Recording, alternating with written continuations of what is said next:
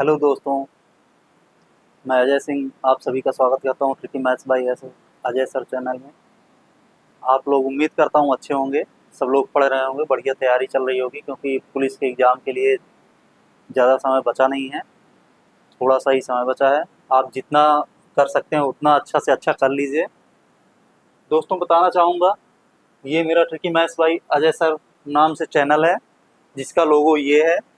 और यदि आप इस नाम से सर्च कर रहे हैं और यूट्यूब में नहीं दिख रहा है तो आप @tricky maths by Ajay sir और 4251 करके डाल के ढूंढेंगे तो मेरा चैनल मिल जाएगा, सबसे ऊपर दिखाई देंगे।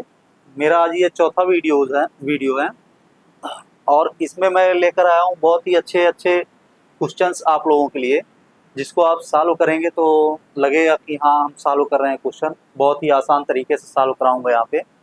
वैसे तो क्वेश्चन कई सारे टीचर्स सॉल्व कराते हैं और सभी बताते हैं, और मैं भी आपको बताऊंगा, जो ट्रिक बताऊंगा वो कॉन्सेप्ट के माध्यम से बताऊंगा जो आपको याद रहेगी। और देखेंगे कितने थोड़े में क्वेश्चन हमारे सॉल्व हो जा रहे हैं।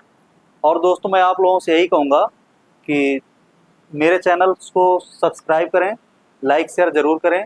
सब्सक्राइब आप करेंगे तो जो भी वीडियोस पड़ेगी मेरे चैनल पे वो आप लोगों को सबसे पहले दिखाई देगी और आप आसानी से पढ़ सकते हैं, ढूंढना नहीं पड़ेगा यूट्यूब में। आइए देखते हैं पहला क्वेश्चन। आज 20 क्वेश्चन लेकर आया हूँ। देखते हैं पहला क्वेश्चन। क्वेश्चन क्या कहता है? क्वेश्चन है, दो अंकों की दो संख्याओं का मासा व लासा अर्थात एचसीएफ और एलसीएम क्रमशः 16 तथा 480 है, तो संख्याएं ज्ञात करें। अब देखिए, ऐसे क्वेश्चंस को हमें लगाना नहीं है।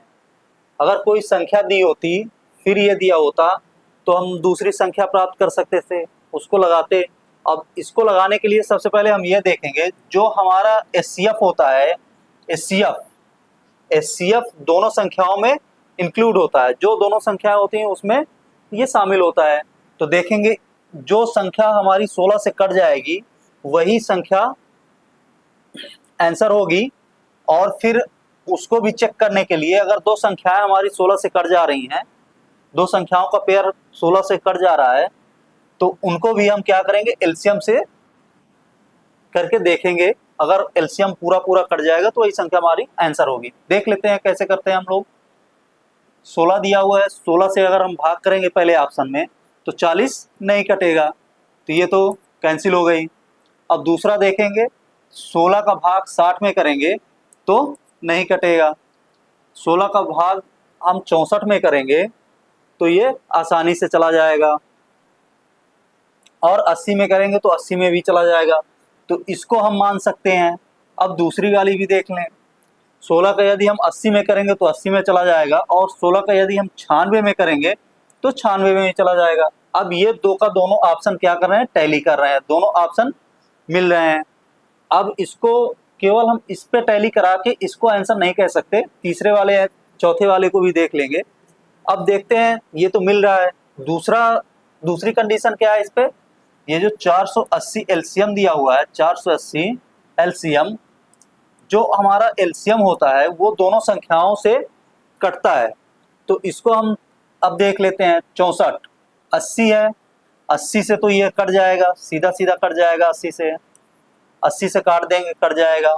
और दूसरा क्या है, 480 बटे 64, 480 64 से पूरा पूरा नहीं कटेगा, अर्थात ये हमारा आंसर नहीं होगा। अब लास्ट ऑप्शन क्या बच रहा है हमारा, डी, अर्थात यही हमारा आंसर हो जाएगा। इसको हम चेक भी कर सकते हैं, 80 से पूरा पूरा कट जाएगा और 96, 480 है, 480 को हम 96 से यदि काटेंगे तो कितने बार चला जाएगा, 5 बार जाएगा। तो ये इससे पूरा पूरा कट जा रहा है, अर्थात हमारा आंसर क्या हो गया, 80 96, डी नंबर। अब देखते हैं अगला क्वेश्चन। अगला क्वेश्चन है, सरल करें 24 भागे 8, 24 भागे 8 गुणे 1/6 प्लस 1/3 गुणे 3/4। ये हमारा क्वेश्चन है। अब इसको सॉल्व करने के लिए हम क्या करेंगे, यहीं से इसको सॉल्व करना शुरू कर देंगे। भाग में है, आपको पहले भी बता चुका हूं, कोई भी संख्या भाग में रहती है तो उसको गुणा में करके 1 के बटे में कर लेते हैं। तो ये 24 दिया हुआ है, 24 गुणा का चिन्ह बना लेंगे 1/8, इसको बटे में कर लेंगे 1/6 प्लस 1/3 गुणे 3/4। अब इसको सॉल्व कर लेंगे, गुणे में 1 कट गया, 8 है, 8 एकम 8, 8 त्रिक 24, 3 एकम 3, 3 दूना 6, ऊपर ऊपर का गुणा नीचे नीचे का गुणा कर देंगे। अब नीचे कुछ बच ही नहीं रहा, ऊपर 1 1 बच रहा है, तो क्या आ गया 1/2 प्लस इसमें क्या बच रहा है 1/4। अब इसको और भी सॉल्व कर लेंगे, 4 एलसीएम हो जाएगा, 4 एलसीएम ले लिए। अब 2 दूनी 4, 2 प्लस 4 एकम 4, 1 बराबर 3/4। अब ये जो 3/4 आ रहा है हमारा, यही हमारा क्या हो जाएगा, आंसर हो जाएगा। 3/4, 3/4 कहाँ लिखा हुआ है, सी नंबर, हमारा सी नंबर आंसर हो जाएगा। अब देखते हैं अगला क्वेश्चन। ऐसे क्वेश्चंस को आप लोग देख के केवल ये देखिए कहाँ से कैसे कट जाएगा, जहां से कट रहा है वहां से आप काट लीजिए, अगर पूरा पूरा नहीं कट रहा है तो उसको भी आप देख लीजिए कहाँ से क्या सेटिस्फाइड कर जाएगा। कई सारे क्वेश्चंस ऐसे होते हैं जो कि केवल ऑप्शन से ही सॉल्व हो जाते हैं, इसको देख के केवल ऑप्शन से ही हम सॉल्व कर सकते हैं। देखते हैं अगला क्वेश्चन, तीसरा है सरल करें। अब ये देखिए सरल करें, ऐसे क्वेश्चंस अगर आ जाते हैं तो हमारे माइंड में ये चलने लगता है कि हम इनको सॉल्व कैसे करेंगे। यदि आपके पेपर में ये आ जाएगा तो आप लोग सोचेंगे कि इसको हम सॉल्व करें तो करें कैसे, इतना कैलकुलेशन है, इसको कैलकुलेशन में कहीं ना कहीं हमसे गलती हो जाएगी। तो इसको सॉल्व करने के लिए सबसे पहले हम ये देखेंगे कि क्वेश्चन हमारा दिया हुआ है 17/15 गुणे 17/15 प्लस 2/15 गुणे 2/15 माइनस 17/15 गुणे 4/15, ये हमारा क्वेश्चन है।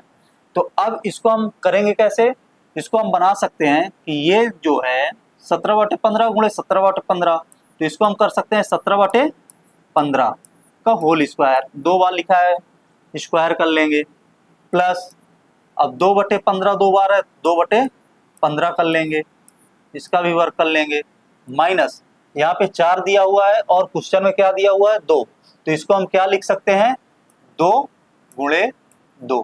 तो यहाँ से 1 2 उठा के हम सबसे पहले रख लेंगे, तो क्या हो गया 2 गुणे 17/15 गुणे 2/15। अब ये क्या बन गया, हमारा फार्मूला बन गया।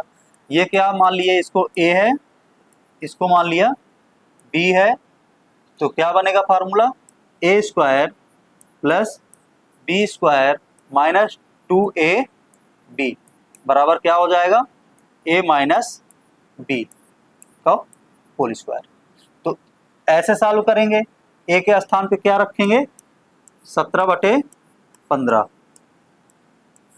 फिर माइनस 2/15 का होल वर्ग बराबर, अब आधार आधार बराबर है तो अंश जुड़ घट जाएंगे, तो कितना हो जाएगा 15, और आधार यदि बराबर है तो केवल एक ही आधार लिया जाता है 15 का होल स्क्वायर। एक एक बार कट गया, कितना आया 1, हमारा आंसर क्या हो जाएगा, ये हमारा आंसर हो जाएगा। तो ऐसे क्वेश्चंस को हम देखेंगे और सबसे पहले इसको आराम से देखेंगे क्या बन रहा है। कोई भी क्वेश्चन पूछा जाएगा तो ऐसा नहीं पूछा जाएगा बहुत ज्यादा लेंदी हो जाए, जो सिंप्लीफिकेशन का क्वेश्चन रहेगा वो आपका कहीं ना कहीं से कट रहा होगा, या तो कहीं से कट रहा होगा या तो कोई फार्मूला बन रहा होगा, तो उसको हम पहले देख लेंगे और जितना ज्यादा प्रैक्टिस करेंगे उतनी तेजी से हम इसको सॉल्व कर पाएंगे। देखते हैं अगला क्वेश्चन। चौथा क्वेश्चन दिया हुआ है, एक संख्या x को 289 से विभाजित करने पर 18 शेष बचता है, उसी संख्या को 17 से विभाजित करने पर y शेष बचता है, y का मान है। हम लोगों ने ऐसे क्वेश्चंस 2-3 दिन से कर रहे हैं, 2-3 दिन से ऐसे ही क्वेश्चंस हम कर रहे हैं मुझे लगता है 3 वीडियो जो मेरी पड़ चुकी हैं यूट्यूब में, उन तीनों में मैं इसको बताया हूँ। अब इसमें कुछ भी नहीं करना है। सबसे पहले हमें देखना है कि किस संख्या से विभाजित करने के लिए पूछ रहा है 17 से, और किससे विभाजित किया हुआ है। जिससे विभाजित किया हुआ है उसको पहले देख लेंगे, ये दोनों क्या कर रही हैं,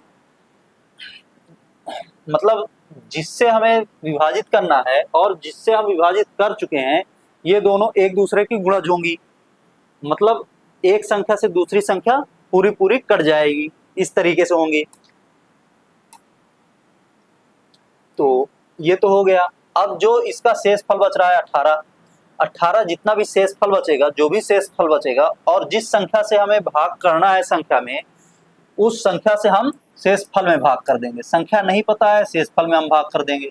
जब हम शेष फल में भाग करेंगे 18 बटे, ऐसे कर लेते हैं 18 बटे 17, ये शेष फल आ गया ऊपर, और ये जिससे भाग करना है। तो अगर 17 का 18 में भाग करेंगे तो कितना आएगा, 1। एक क्या बचेगा, शेष बचेगा। और जो एक शेष बच रहा है उसी को ये सीधा सीधा ना पूछ के थोड़ा सा घुमा दिया है। 17 से विभाजित करने पर y बचता है। यहाँ क्या लिख दिया, y बचता है। जब y बचता है तो y का मतलब क्या हुआ, y बराबर कितना आ गया, y बचेगा तो y बराबर 1 आ गया, और y का मान पूछ रहा है अर्थात 1। यही हमारा आंसर हो जाएगा। कुछ भी पूछ ले, हमें करना उसी प्रकार से है जैसे हम पिछली कक्षाओं में किए हैं, और जैसे हम कर रहे हैं, जैसे हम प्रैक्टिस करेंगे, जैसे क्वेश्चन लगाएंगे, सेम वैसे ही वहाँ लगाना है। इसमें चाहे x पूछ ले, y पूछ ले, z पूछ ले, कुछ भी पूछ ले, हमसे कोई लेना देना नहीं है। जो हम कर रहे हैं वही करेंगे। 1 अर्थात डी नंबर हमारा क्या हो जाएगा, आंसर हो जाएगा। आइए अगला क्वेश्चन देखते हैं। अगला क्वेश्चन है, किसी बल्लेबाज की 64 पारियों का औसत 62 है। 64 पारियां खेला है और उसका औसत 62 रन है। अगर इसकी अधिकतम और न्यूनतम अर्थात मैक्सिमम एंड मिनिमम, अधिकतम और न्यूनतम पारी निकाल दी जाए। अधिकतम और न्यूनतम पारियों को अगर हम हटा देते हैं, निकाल देते हैं, तो शेष 62 पारी। अगर अधिकतम और न्यूनतम 2 पारियां हो गई, दोनों पारियों को यदि हम निकाल देते हैं तो 64 में से 2 चले जाएंगे तो कितनी बचेंगी, 62 पारियां बचेंगी। 62 पारियों का औसत कितना है, 60 है। अधिकतम पारी न्यूनतम पारी दे रहा है, अधिकतम पारी न्यूनतम पारी से 180 रन ज्यादा है, तो उसकी अधिकतम और न्यूनतम पारी ज्ञात कीजिए। हमें ज्ञात करना है अधिकतम और न्यूनतम पारी। तो इसको देखेंगे अब कैसे करते हैं। इसमें कुछ भी नहीं करना है। इससे पहले भी मैं आप लोगों को क्वेश्चन सॉल्व कराया हूँ, दोनों वीडियोज में सॉल्व कराया हूँ, और बहुत ही साधारण तरीके से आ जाता है। इसमें हमें मल्टीपल नहीं करना है। जैसे 64 पारियों का औसत 62 दिया हुआ है, तो इसको हम ऐसे नहीं करेंगे 64 का 62 में पहले गुणा करें, फिर 62 का हम 60 में गुणा करें, और फिर जो हमारा योग इसका आ रहा है और इसका आ रहा है, इससे इसको घटा दें, फिर 2 का निकल आएगा हमारा योग। जब 2 का योग निकलेगा फिर हम उसका औसत निकालेंगे, और औसत निकालने के बाद या फिर योग से ही हम उसका योग निकाल लेंगे, और अंतर हमें दिया हुआ है, फिर इसको हम सिंप्लीफाई कर लेंगे, हमारा आंसर आ जाएगा। लेकिन यदि हम 64 का 62 में गुणा करेंगे तो काफ़ी लंबा हो जाएगा, या फिर और कोई संख्या क्रिटिकल संख्या दे दी तो वो काफ़ी लंबा हो जाएगा। हम लोग ऐसे ना करके हम सीधा ट्रिक से सॉल्व करेंगे। देखते हैं, देखिए कैसे सॉल्व होता है ये क्वेश्चन। इसको सॉल्व करेंगे। 64 पारियां, क्या दिया हुआ है, 64 पारियां। केवल आपको थोड़ा सा समझने की जरूरत है, केवल आप थोड़ा सा समझेंगे। इसको घुमाने का तरीका क्या है, इसको आप समझ लेंगे तो पूरा का पूरा इसका कॉन्सेप्ट जो होता है, कॉन्सेप्ट समझेंगे तो ये आराम से सॉल्व हो जाएगा। 64 पारियों का औसत कितना दिया हुआ है, एवरेज दिया हुआ है 62। यहाँ से हम ये भी कह सकते हैं, जो 64 प्लेयर हैं, 64 पारियां खेली है इन्होंने, तो 64 पारियों में प्रत्येक का 62 है। प्रत्येक पारी में उसने कितने रन बनाए, 62 रन बनाए। एक पारी में 62, दूसरी में 62, तीसरी में 62, ऐसे ही 64 पारियों में 62 रन बनाए। पहले तो ये मान लेना है, कोई भी क्वेश्चन हम ऐसा लगाएंगे हमें ये मानना ही है, जितना दिया रहेगा उतने का हम मान लेंगे कि प्रत्येक पारियों में उतना ही बनाया गया है। अगर इसकी अधिकतम और न्यूनतम पारी निकाल दी जाए, 2 पारियां निकाल देते हैं तो शेष 62 पारियां। अब 62 पारियां। ये जो P बना रहा हूं ये क्या है, पारी। इसको हम पारी डिनोट करेंगे, या हम कुछ भी लिख सकते हैं, पारी पूरा भी लिख सकते हैं, लेकिन मैं इतना ही कर रहा हूं, आप लोग लिख लीजिएगा अपनी कॉपीज में। अब 62 पारियों का औसत कितना आ रहा है, 60। 62 पारियों का औसत 60 आ रहा है। यहाँ मैंने आपसे ये कहा कि यहाँ जो 64 प्लेयर हैं, 64 प्लेयर में से प्रत्येक ने क्या किया है, प्रत्येक 64 पारियों प्रत्येक में 62 रन बनाए गए, 62 रन बनाए गए। मेरे कहने का मतलब ये हुआ कि 64 पारियों में प्रत्येक में 62 रन बनाए गए, एक पारी में, दूसरी पारी में, तीसरी पारी में, ऐसे ही 62 रन बनाए गए, प्रत्येक पारी में 62 रन बनाए गए। अब यहाँ जो 62 दिया हुआ है, अब इस 62 पारियों में 60 रन बनाए गए। अब ये जो अगर प्रत्येक पारियों में अगर हम यहाँ से लेके चलेंगे कि प्रत्येक पारियों में 62 रन बनाए गए, तो यहाँ क्या होना चाहिए, 62 पारियों में 62 रन बनाए गए, इसका भी एवरेज क्या आना चाहिए, 62 ही आना चाहिए था। लेकिन यहाँ पे 62 ना आके 60 आ गया। 60 क्यों आ गया, अब इसको हम देखेंगे। 60 इसलिए आ गया कि जो दो कम हो रहा है, यहाँ से डिफरेंस कितने का आ रहा है, 2 का। यहाँ से डिफरेंस आ रहा है 2 का।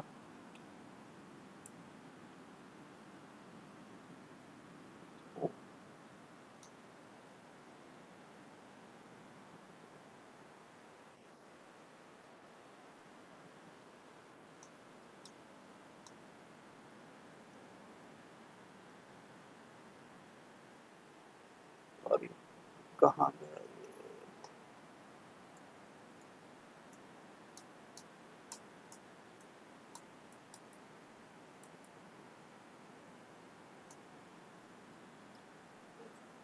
इसको देख लेते हैं, फिर से सॉल्व कर लेते हैं, क्योंकि इसको अब ढूंढने निकलेंगे तो ये पता नहीं कहाँ चला गया।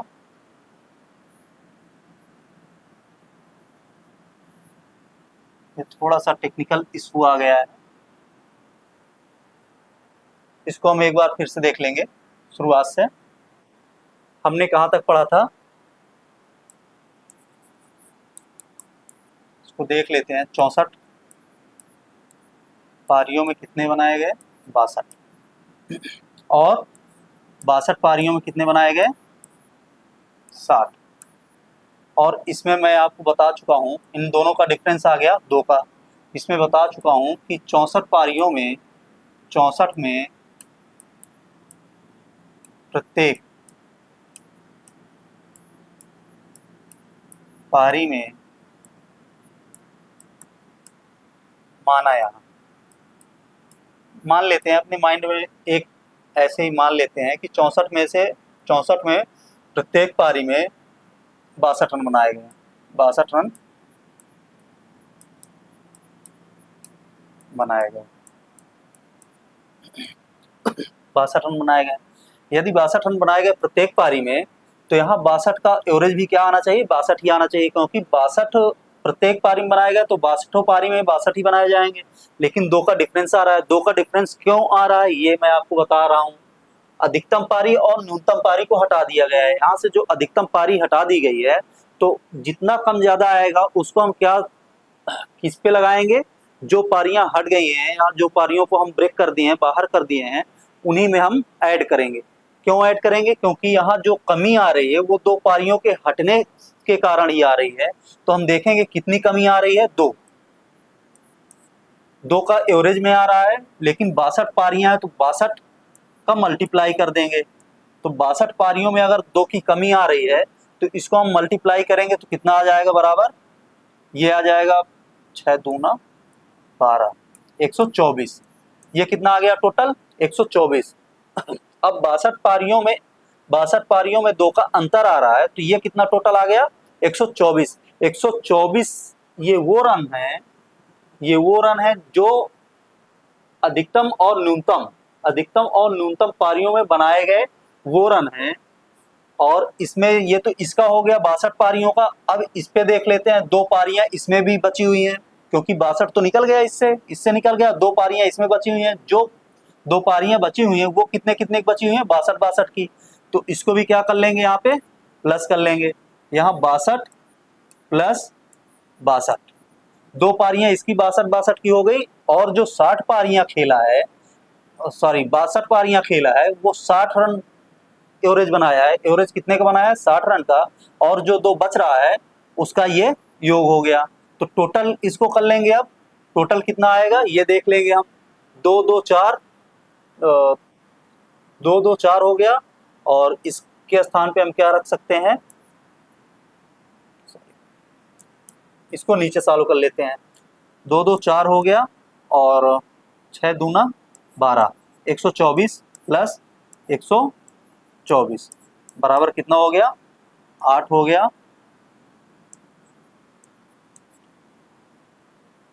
2 2 4 2, 248। ये क्या हुआ? 248 आ गया। अब इसमें ये जो 248 आया है, इसको हम क्या कहेंगे?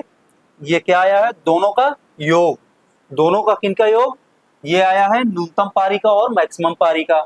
ये मैक्सिमम प्लस न्यूनतम, इसको हम ऐसे कर लेंगे, यम एन।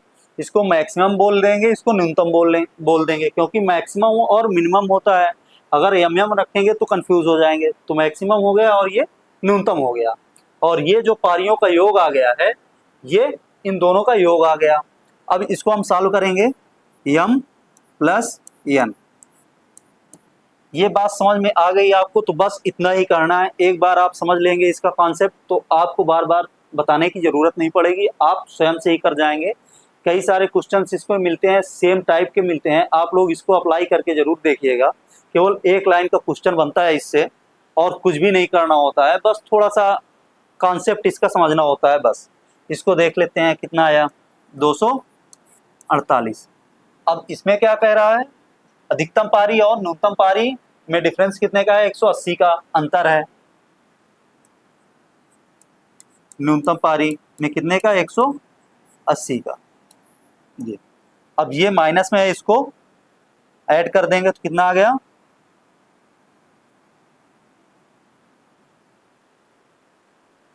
अधिकतम पारी न्यूनतम पारी से 180 रन ज्यादा है। ठीक है, अब इसको क्या करेंगे? कितना आया?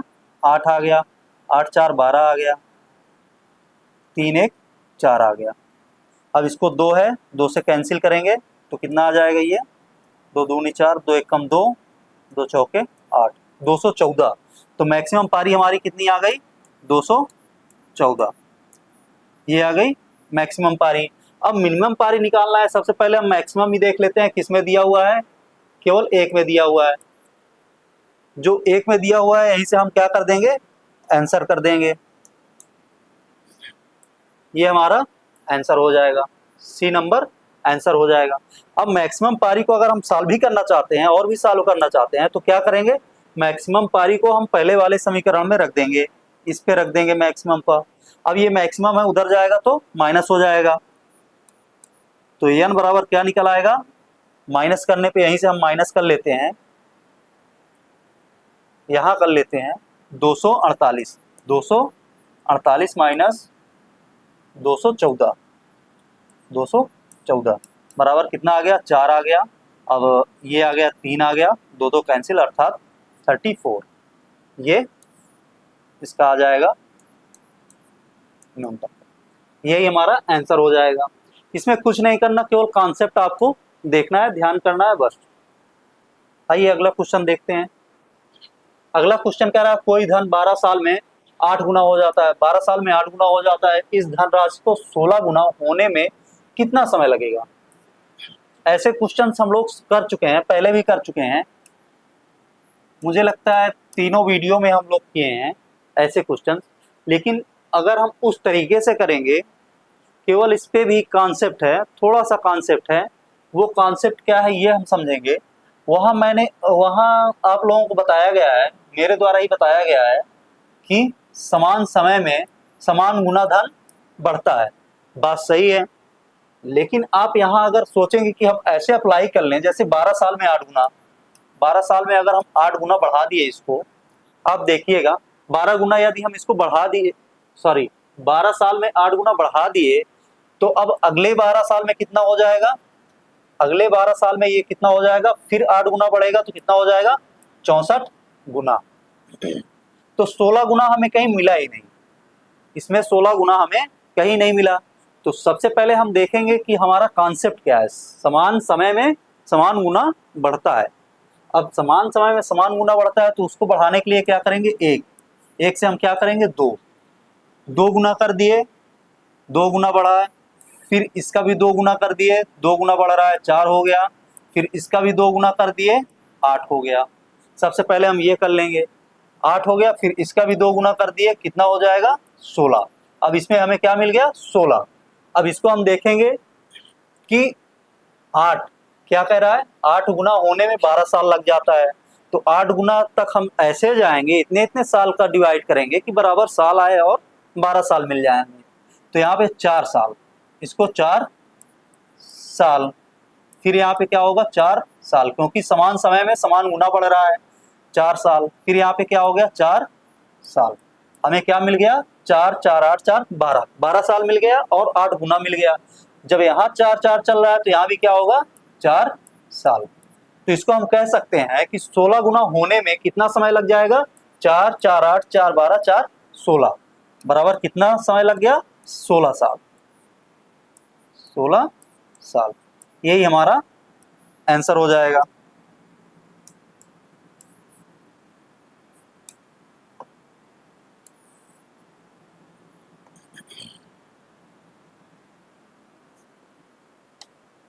यही हमारा आंसर हो जाएगा, 16 साल, बी नंबर। सॉरी, आप लोग ये क्वेश्चन बहुत ही अच्छा क्वेश्चन है, आप लोग ऐसे ही लगाइए। अगर 12 साल के हिसाब से आप लगाएंगे, ऊपर वाला आप लगाएंगे तो ये गलत हो जाएगा। तो इसको हम क्या करेंगे, सेम ऐसे ही लगाएंगे।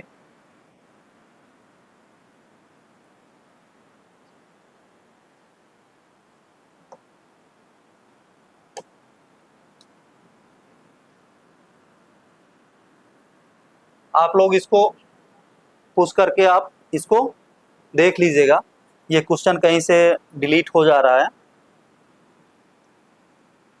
इसको आप देख लीजिएगा कैसे लगा हुआ है, पुश करके मिल जाएगा आपको।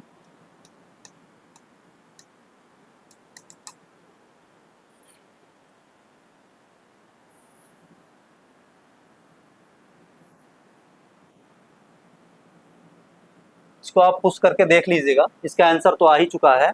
अगला क्वेश्चन देखते हैं, 7वां क्वेश्चन। 7वां क्वेश्चन क्या है, वह न्यूनतम संख्या क्या है, वह न्यूनतम संख्या क्या है जिसमें 4 6 8 12 तथा 16 से भाग देने पर प्रत्येक स्थिति में 2 शेष बचता है, 2 शेष बचता है। तो ये जो 2 शेष बचता है, इसके लिए हम क्या करेंगे, सबसे पहले इसको हम समझेंगे, वह न्यूनतम संख्या। न्यूनतम यहाँ मैं आप लोगों को बता भी चुका हूं, कई बार बताया हूं, जब न्यूनतम संख्या पूछेगी तो वहां क्या लग जाएगा, एलसीएम, एलसीएम लग जाएगा। जब एलसीएम निकालना है तो 4 6 12 4 6 8 12 16 का एलसीएम जब भी हम लेंगे तो इसका एलसीएम क्या आ जाएगा, सीधा सीधा हम सबसे बड़ी संख्या को 2 या 3 से मल्टीपल करते हैं तो हमारा एलसीएम मिल जाता है, लगभग एलसीएम मिल जाता है। तो 16 दूना 32 करेंगे तो कुछ संख्याएं ऐसी हैं जिनसे 32 नहीं कटेगा। 16 3 48 करेंगे तो 48 12 से कट जाएगा, 8 से 6 से 4 से 26 कट जाएगा, तो हमारा एलसीएम क्या मिल गया, 48 मिल गया। अब जब 48 हमारा एलसीएम मिल गया, 4 से भी भाग पूरा पूरा चला जा रहा है, 6 से भी भाग चला जा रहा है, 8 से भी जा रहा है, 12 से भी जा रहा है, 16 से भी जा रहा है, सबसे पूरा पूरा भाग चला जाएगा, क्योंकि एलसीएम ऐसा होता है कि सभी का गुणा होता है, उसमें जितने गुणनखंड होंगे उनका गुणा ही आएगा।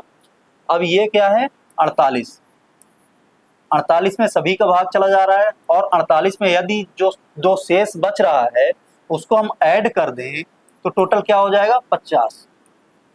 अब ये जो 50 आ गया है, जो 50 हमारा आ गया है उसको हम देखेंगे, 4 से भाग करेंगे तो शेष कितना बच जाएगा, 2, 6 से भाग करेंगे 2, 8 से भाग करेंगे, 12 से 16 से किसी से भी भाग करेंगे तो 2 हमारा शेष बच जाएगा। अब दो जो शेष बच रहा है, जो यहाँ जितना शेष बचा रहा है उसको हम सीधे एलसीएम लेके उस पर ऐड कर देंगे, वही हमारा आंसर हो जाएगा। तो हमारा आंसर हो गया सी 50। अब अगला क्वेश्चन देखेंगे। 8वां क्वेश्चन है, ए किसी काम को 20 दिनों में, ए जो करता है किसी काम को 20 दिनों में तथा बी 15 दिनों में करता है, दोनों मिलकर काम शुरू करते हैं, कुछ दिन बाद बी काम छोड़ देता है, कुछ दिन बाद बी काम छोड़ देता है और बचे हुए काम को ए कितने दिनों में, 6 दिनों में पूरा करता है। तो बी ने कितने दिन बाद काम छोड़ा था, बी कितने दिनों बाद काम छोड़ दिया था। पहले दोनों क्या करते हैं, ए 20 दिन में करता है, बी 15 दिन में करता है, दोनों मिलकर काम शुरू करते हैं, कुछ दिन काम करते हैं, कुछ दिन बाद बी कहीं चला जाता है, काम छोड़ के चला जाता है, जो शेष काम बचता है उसको ए 6 दिनों में समाप्त कर देता है। इतनी इन्फॉर्मेशन हमारे पास है। अब इसको सॉल्व कैसे करेंगे, आपको पहले भी बता चुका हूं और फिर से बता रहा हूं कि इसको सॉल्व करने के लिए सबसे बढ़िया तरीका है ए कितने दिन में कर रहा है, 20 दिन में, और बी कितने दिन में कर रहा है, 15 दिनों में। अब इन दोनों का एलसीएम हम लेंगे, कितना आ जाएगा, 15 दूना 30 हो जाएगा, 15 3 45 चौके 60 हो जाएगा। एलसीएम कितना आ गया, 60। अब 20 से भाग करेंगे कितना आएगा, 3 आ गया, और 15 से भाग करेंगे कितना आ जाएगा, 4 आ जाएगा। इसको मैं पहले भी आपको बता चुका हूँ, ये जो आता है, ये टोटल जो आता है, ये हमारा क्या होता है, यूनिट, या फिर इसको हम वर्क कह सकते हैं। क्या कह सकते हैं, वर्क, इसको हम वर्क कह सकते हैं। तो ये क्या आएगा, ये वर्क पर डे, मतलब एक दिन का वर्क आएगा, ए का एक दिन का वर्क और ये बी का एक दिन का वर्क। क्या आ जाएगा, ए का एक दिन का वर्क और बी का एक दिन का वर्क, ये अलग अलग आ जाएंगे।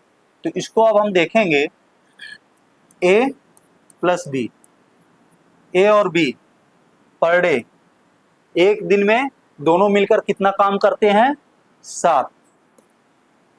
किसी काम का 7 भाग काम करते हैं, ये एक दिन में 7 भाग काम करते हैं, ए और बी दोनों मिलकर। अब इसमें और इंफॉर्मेशन क्या दी हुई है, बचे हुए काम को ए 6 दिनों में पूरा करता है, जो काम बच गया था उसको ए 6 दिनों में पूरा करता है। तो हम यहाँ से क्या करेंगे, ए से हम 6 दिन का काम और करा लेंगे। जब 6 दिन का काम हम कराएंगे तो कितना हो जाएगा काम इसका, पर डे का है, 6 दिन का काम कराएंगे तो कितना हो जाएगा, 18। यहाँ क्या हो जाएगा, 18। तो ये क्या किया, 6 दिनों में 18 काम किया। टोटल काम कितना है, टोटल काम यहाँ पे 60 दिया हुआ है, टोटल काम 60 दिया हुआ है, और ये 6 दिनों में कितना काम कर चुका है, 18 काम कर चुका है। जब ये 18 काम कर चुका है तो शेष काम कितना बच रहा है, शेष काम बच रहा है 2 5 4 42 क्या बच रहा है, शेष काम हमारा बच रहा है। अब 42 काम को कौन करेंगे, 42 काम को ए और बी करते हैं, क्योंकि यही शुरू करते हैं। ये तो लास्ट में ए 6 दिनों तक लास्ट में काम किया है अकेला, नहीं तो बाकी जितने दिन किए हैं दो का दोनों साथ में किए हैं, और फिर बीच में जब बी छोड़ गया तभी 6 दिन ए काम किया है। तो जब साथ में किए हैं तो साथ में हम काम करा देते हैं इन दोनों को। जब 42 काम करेंगे, 42 काम दोनों कर रहे हैं 7 यूनिट पर डे के हिसाब से, तो ये कितना हो जाएगा, 6 दिन दिया हुआ, 6 डेज।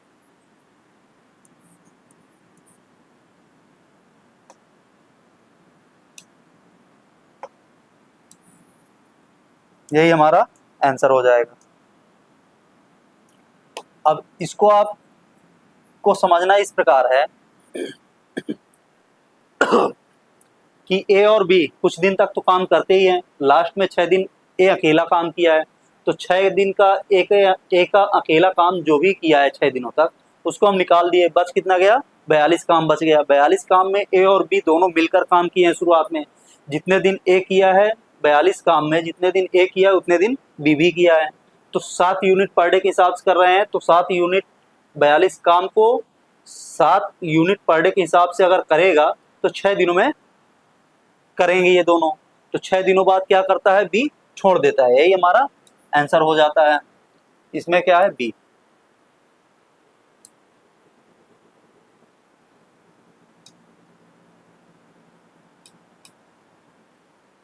बी हमारा आंसर हो जाएगा। अब देखते हैं अगला क्वेश्चन।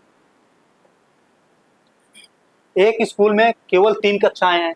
एक स्कूल में केवल 3 कक्षाएं हैं जिनमें क्रमशः 20, 30, 50 छात्र दाखिल हैं। इन कक्षाओं में उत्तीर्ण छात्रों का प्रतिशत क्रमशः, जो उत्तीर्ण छात्र हैं उनका प्रतिशत 10, 20, 20 है। स्कूल की उत्तीर्ण छात्रों की प्रतिशतता कितनी है? जो छात्र स्कूल में पूरे कक्षाओं में जो छात्र उत्तीर्ण हुए हैं उनकी प्रतिशतता लास्ट में पूछा जा रहा है। और शुरुआत में क्या दिया हुआ है? 3 कक्षाएं हैं जिनमें क्रमशः इतने इतने छात्र दाखिल हैं। अब इसको सॉल्व करेंगे इस तरीके से। इस क्वेश्चन में भी कुछ नहीं है, आप लोग अगर थोड़ा सा दिमाग लगाएंगे तो ये ऑटोमेटिक सॉल्व हो जाएगा, आपके माइंड में ही सॉल्व हो जाएगा। इसको देख लेते हैं कैसे सॉल्व करने का तरीका क्या है इसका। 20, ये 20 छात्र हैं, एक कक्षा में 20 छात्र हैं।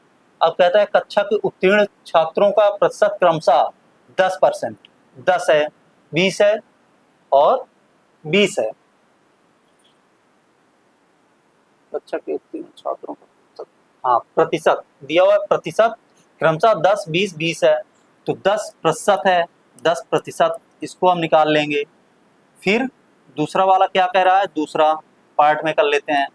दूसरा 30 बच्चे हैं और 20% है, इसका भी निकाल लेते हैं। तीसरा क्या कह रहा है, 50 बच्चे हैं और 20% है, इसका भी निकाल लेंगे हम।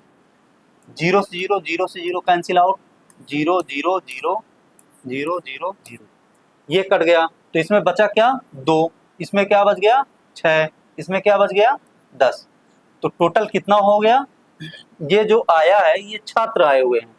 कौन से छात्र आए हुए हैं? जो उत्तीर्ण हुए हैं। जो उत्तीर्ण हुए हैं अपनी अपनी कक्षाओं में, जितने छात्र उत्तीर्ण हुए हैं। जैसे पहली कक्षा में 20, जिसमें 20 बच्चे हैं उसमें 2 छात्र उत्तीर्ण हुए हैं। जिसमें 30 बच्चे हैं उसमें कितने छात्र उत्तीर्ण हुए हैं? 6 छात्र उत्तीर्ण हुए हैं। और जिसमें 50 बच्चे हैं उसमें 10 छात्र उत्तीर्ण हुए हैं। तो इन सभी को हम जोड़ लेंगे तो क्या हो जाएगा, पूरे स्कूल में कितने उत्तीर्ण हुए हैं ये हम देख लेंगे। पूरे स्कूल में टोटल 18 बच्चे उत्तीर्ण हुए हैं। ये 18 बच्चे उत्तीर्ण हो गए। और इसमें दिया क्या है, टोटल बच्चे कितने हैं, तीनों कक्षाओं को मिलाकर टोटल कितने बच्चे हैं, 30, 20, 50, 50, 50, 100। टोटल बच्चे कितने हो गए, 100। इसको हम लिख लेते हैं, टोटल बच्चे 100। टोटल बच्चे हो गए हमारे 100 हो गए। तो अब 18 हैं, 18 का अगर प्रतिशत हम ज्ञात करेंगे तो 18 बच्चे उत्तीर्ण हो गए और टोटल बच्चे कितने हैं, 100 बच्चे हैं। और जब प्रतिशत निकालते हैं तो गुणे 100 कर देते हैं। 100 से 100 कट गया, बचा कितना, 18। ये क्या हो गया, 18%। ये हो गया 18%, यही हमारा आंसर हो गया। इसमें कौन सा सही है, डी नंबर। डी नंबर हमारा आंसर हो जाएगा। इस क्वेश्चन में कुछ भी नहीं है, आप आराम से सॉल्व कर सकते हैं। अब देखते हैं अगला क्वेश्चन। आप लोग जितना अधिक से अधिक प्रैक्टिस करेंगे उतने ही अच्छे से ये क्वेश्चंस आपके सॉल्व होंगे। आप लोग प्रैक्टिस ज़्यादा से ज़्यादा करिए। जो क्वेश्चंस मैं बता रहा हूँ उनको आप यहाँ से सॉल्व करिए, देखते रहिए। और जो मैं सॉल्व कर रहा हूँ इसको आप नोट डाउन करते रहिए। जब नोट कर लेंगे तो कहीं भी आप फंसेंगे तो इसको नोट उठा के देख लेंगे तो आपका क्वेश्चन सॉल्व हो जाएगा। और जो भी क्वेश्चंस आप सॉल्व कर रहे हैं उसको पूरे कॉन्फिडेंस के साथ सॉल्व करिए कि हाँ मुझसे हो जाएगा। ये नहीं कि आप इसको देखें इतना इतना दिया हुआ है, ये मुझसे नहीं होगा, अभी आप छोड़िए नहीं, सारे के सारे क्वेश्चन सॉल्व करिए। हो सकता है वैसा ही क्वेश्चन आपके एग्जाम में आ जाए, और एग्जाम में आ जाएगा यदि आप 1 से 2 बार सॉल्व किए रहेंगे तो आप वहाँ आराम से सॉल्व कर लेंगे और आपका टाइम इतना बच जाएगा। अगर ये 5 मिनट लेता है आपका सवाल यहाँ पे और 3 बार इसको सॉल्व कर चुके हैं तो वहाँ आप 1 ही मिनट में सॉल्व कर लेंगे। आपका 4 मिनट समय बचा देगा, 2 मिनट या 3 मिनट समय आपका आराम से बचा देगा। उतने में आप और भी कोई सब्जेक्ट देख सकते हैं। आइए अगला क्वेश्चन देखते हैं। x की आय y की आय से, कह रहा है x की आय y की आय से 10% अधिक है, तो y की आय x की आय से कितने प्रतिशत कम है। क्या पूछ रहा है, कितने प्रतिशत कम है। अब इसको देखते हैं, सॉल्व करते हैं। बहुत ही प्यारा क्वेश्चन है। ये परसेंटेज के बहुत ही प्यारे क्वेश्चन हैं, ये हमेशा दिख जाते हैं आपको, किसी ना किसी एग्जाम में दिख जाएंगे। देखते हैं यक्स, सबसे पहले देखेंगे यक्स और वाई, दो हैं।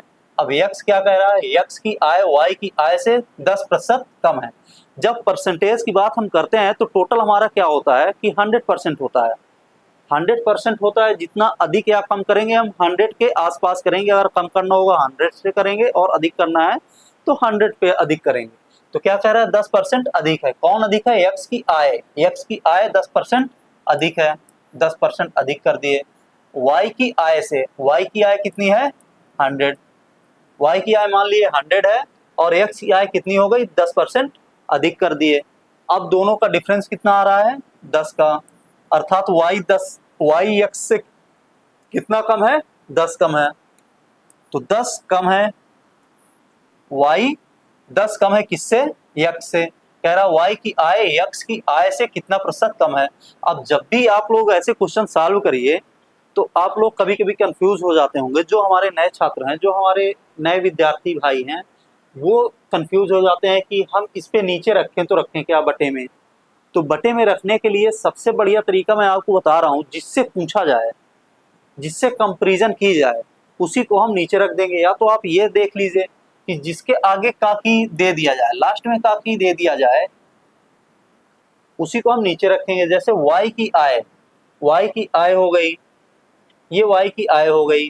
अब पूछ रहा है कितने प्रतिशत कम है, कम पूछ रहा है तो इन दोनों का डिफरेंस निकाल लेंगे, जो आया उसको रख दिए। अब पूछ रहा है वाई की आय यक्स की आय से, यक्स की आय से किससे, ये वर्ड आपको देखना है, जहां मिल जाएगा उसी को नीचे रख देना है। तो क्या हो गया, यक्स की आय से, किसके आय से, यक्स की आय से। यक्स की आय कितनी है 110, तो यक्स की आय से कितना प्रतिशत कम है, प्रतिशत कम है, तो यहाँ पे हम क्या लगाएंगे प्रतिशत। 0 से 0 कट गया, बचा क्या 100/11। जब 100/11 बचा तो इसको हम सॉल्व कर लेंगे, 11 नहीं हम 99 1 11, यही हमारा क्या हो जाएगा आंसर।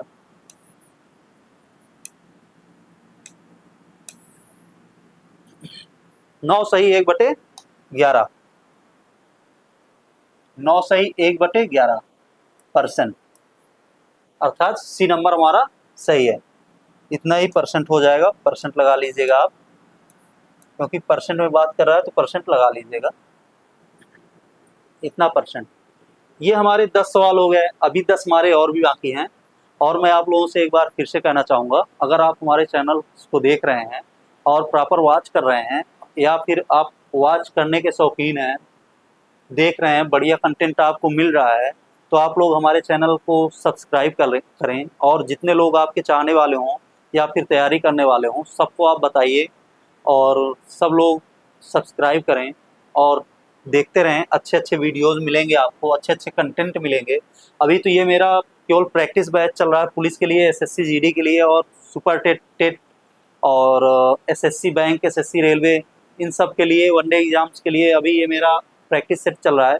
खासकर ये पुलिस के लिए चला रहा हूँ मैं अभी। और कुछ दिन बाद जैसे ही ये पुलिस का पेपर हो जाएगा, 23 तारीख से जो भी पेपर होने हैं वो हो जाएंगे, 23 से लगे हुए हैं पेपर, हो जाएंगे, ख़त्म हो जाएंगे, तो मैं यहाँ एक एक चैप्टर वाइज चैप्टर पढ़ाना स्टार्ट कर दूंगा। अभी पेपर को देखते हुए मैं केवल प्रैक्टिस करा रहा हूँ। जितना अधिक से अधिक प्रैक्टिस हो जाएगी इन लोगों को, और जितनी अधिक से अधिक ट्रिक्स बता दूंगा मैं, वो आप लोगों को बहुत ही फ़ायदा करेगी, सहयोग करेगी लास्ट में एग्जाम टाइम में। अब देखते हैं अगला क्वेश्चन। अगले क्वेश्चन में क्या दिया हुआ है, एक समांतर चतुर्भुज में संलग्न भुजाओं की लंबाई क्रमशः 11 एवं 13 मीटर है। यदि एक विकर्ण 18 मीटर है तब दूसरे विकर्ण की लंबाई होगी। सॉल्व करते हैं इसको। सॉल्व करने का तरीका क्या है इसका, आप लोगों को मैं पहले ही बता चुका हूँ, पहली वीडियोज में बताया हूँ और शायद दूसरी या तीसरी वीडियोज में बताया हूँ। इसमें क्या करना है, समांतर चतुर्भुज, जो हमारा समांतर चतुर्भुज होता है उसको मैं बताया हूँ आपको कि जो उसके विकर्ण होते हैं, विकर्णों के वर्ग, विकर्णों के वर्गों का, समांतर चतुर्भुज की बात कर रहा हूं मैं। समांतर चतुर्भुज में, समांतर चतुर्भुज के विकर्णों के वर्गों का योग, विकर्णों के वर्गों का योग चारों भुजाओं के वर्गों के योग के बराबर होता है। तो चारों भुजाएं क्या हो गई, पहली भुजा ये हो गई, तो 11 हो गया, 11 का वर्ग प्लस 13 का वर्ग प्लस 11 का वर्ग प्लस 13 का वर्ग। या तो आप ऐसे कर लीजिए या तो यहाँ पे 2 बाहर कर लीजिए, वैसे भी हो जाएगा। तो हम देखेंगे क्या आ रहा है यहाँ से आ जाएगा 121, यहाँ से आ जाएगा 169। ये वर्ग हैं, वर्ग आप लोग जरूर याद कर लीजिएगा, क्योंकि ये कभी कभी आ जाता है डायरेक्ट सॉल्व करने के लिए। आप कम से कम 15 तक तो याद ही कर लीजिए। फिर हो जाएगा 121, फिर प्लस 169, ये हो गया टोटल। बराबर करेंगे, इधर देखेंगे D1 कह रहा है भुजाओं की लंबाई क्रमशः इतना इतना है यदि एक विकर्ण 16 मीटर है। जब 16 मीटर है ये, तो 16 यहाँ पे क्या करेंगे हम, 16 रख देंगे, 16 का वर्ग। जब 16 का वर्ग करेंगे तो कितना आ जाएगा यहाँ पे 256। 16 का वर्ग होता है 256 और D2 का वर्ग, ये हो जाएगा। अब इधर वाला हम ऐड कर लेंगे, कितना आ गया 10 10, 20 की 0 2, 6 2 8 और 8 8 16, 16 2 18 की 8, 1 2 3 4, 4 1 5, 580। अब इधर क्या आ गया D2 का वर्ग, D2 का वर्ग बराबर 580। और इधर जो हम रखे हैं यहाँ पे 256, इसको हम क्या करेंगे इधर ले आएंगे तो क्या हो जाएगा 256 माइनस हो जाएगा। जब 256 हम माइनस करेंगे तो कितना बचेगा हमारे पास, 4 बच गया यहाँ पे। और यहाँ पे 7 है, 7 में 5 गए, 2 बच गए, 5 में से 2 गए, 3 बच गए, 324। अभी आपको यही मैं कह रहा था कि कभी कभी डायरेक्ट पूछ लेता है। अब यहाँ पे क्या बच गया 324। अब ये क्या है D2 का वर्ग है, D2 का वर्ग कितना आ गया 324। जब 324 आ गया, अब D1 अरे D2 का मान जब निकालेंगे तो ये क्या हो जाएगा, यहाँ से D2 का मान क्या हो जाएगा अंडर रूट 324। क्योंकि ये लंबाई है अंडर रूट से, यदि हम बाहर भी निकालेंगे तो प्लस माइनस नहीं लेंगे, केवल वैसे ही कर देंगे। 324 किसका वर्ग होता है 18 का वर्ग होता है। ये कितने का वर्ग है 18 का वर्ग। तो यही हमारा क्या हो जाएगा आंसर। पूछ क्या रहा है दूसरा विकर्ण। जब दूसरा विकर्ण पूछ रहा है तो दूसरा विकर्ण हमारा क्या हो गया 18। तो यहाँ C नंबर हमारा आंसर हो जाएगा। सॉल्व करने का यही तरीका है और यही सूत्र है, आप ऐसे ही सॉल्व करिएगा। अब 12वां क्वेश्चन देखते हैं। A, B और C की वर्तमान आयु, कह रहा तीनों की वर्तमान आयु का जोड़, जो तीनों की आयु का जोड़ है वो 126 वर्ष है। और 6 वर्ष पहले उनकी आयु 6 वर्ष पहले, मतलब जो वर्तमान आयु है, तीनों की जो वर्तमान आयु है उनकी आयु का योग कितना है 126 है। और 6 वर्ष पहले उन तीनों की आयु 6 वर्ष पहले कितनी थी, 1:2:3 के अनुपात में थी। बी की वर्तमान आयु है, ये बी की वर्तमान आयु पूछ रहा है और इंफॉर्मेशन क्या दिया है कि ए बी सी की तीनों की वर्तमान आयु का योग 126 है और 6 वर्ष पहले इनकी आयु का अनुपात, 6 वर्ष पहले का अनुपात दिया हुआ है, ये जरूर आप देख लीजिएगा। 6 वर्ष पहले का अनुपात दिया हुआ है 1:2:3। अगर आप क्वेश्चन कर रहे हैं पेपर टाइम में तो आप इन बातों का जरूर ध्यान रखिएगा। इसको कैसे सॉल्व करेंगे, 126 दिया हुआ है, सबसे पहले हम देखेंगे कि 6 वर्ष पहले इनकी आयु का अनुपात दिया है तो अनुपात से ही हमें लगाना है। तो देखेंगे क्या आ रहा है, 1 + 2 + 3। डायरेक्ट हम यहाँ से सॉल्व करना शुरू किए हैं। 1 2 3, इन तीनों का योग करेंगे। तीनों का जब हम योग करेंगे, तीनों की आयु का योग करेंगे तो हम क्या देखेंगे 126। 126 क्या है, ये वर्तमान आयु है, ये वर्तमान आयु का योग है। और ये हम रख क्या रहे हैं, ये रख रहे हैं 6 वर्ष पहले की आयु। ये क्या है 6 वर्ष पहले की आयु का योग, 6 वर्ष पहले की आयु का योग है। तो एक में यदि 6 वर्ष, एक का 6 वर्ष अगर पीछे जाएंगे, इसमें क्या दिया हुआ है 1 का 6 वर्ष पीछे जाएंगे, 6 वर्ष पीछे जाएंगे और 6 वर्ष पीछे जाएंगे, तो तीनों में 6 6 वर्ष पीछे जाएंगे तो कितना पीछे जाएंगे 6 × 3 = 18। वर्तमान आयु से कितना पीछे जाएंगे हम? 18 वर्ष। तो वर्तमान आयु का योग दिया है तो पीछे हम कितना जाएंगे? 18 वर्ष। जब 18 वर्ष हम पीछे जाएंगे, मतलब कहने का कि एक की उम्र से 6 वर्ष पीछे जाएंगे, तो तीनों की उम्र का योग से हम कितना पीछे जाएंगे? 18 जाएंगे वर्तमान से। तो वर्तमान से जब 18 पीछे जाएंगे तो कितना आ जाएगा ये मान? 6 वर्ष पहले का योग कितना आ जाएगा हमारा? ये जो अब आएगा आंसर, ये 6 वर्ष पहले के तीनों का योग आ जाएगा। 16 हो गया, बचा कितना? 8, 2 हो गया, 0 हो गया, 1, 108।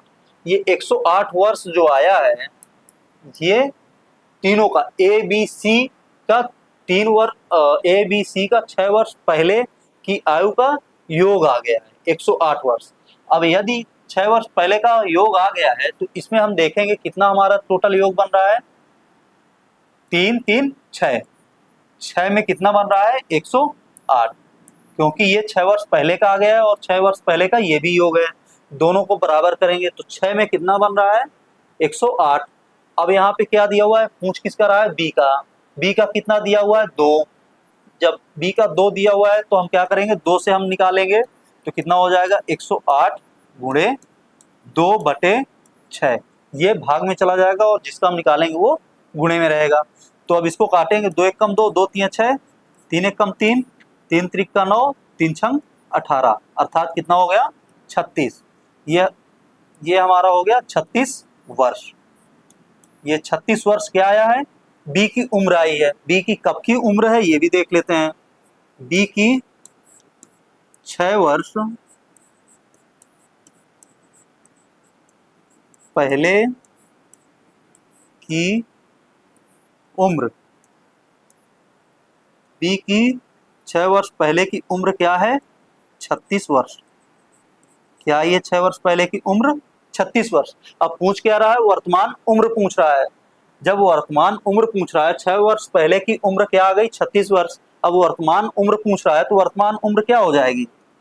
यहाँ पे लिख लेंगे बी की